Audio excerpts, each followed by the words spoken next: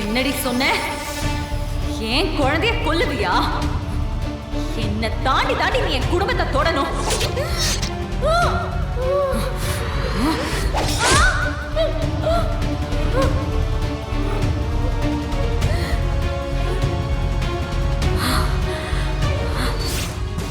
அனி அனி அனி என்ன பண்ணிட்டீங்க?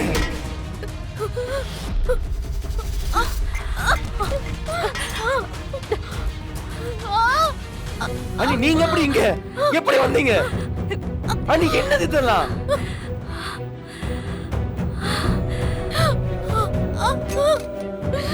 அனி அனி அனி தயவு செஞ்சு அதை கொடுத்துருங்க. அனி அனி தயவு செஞ்சு கொடுத்துருங்க.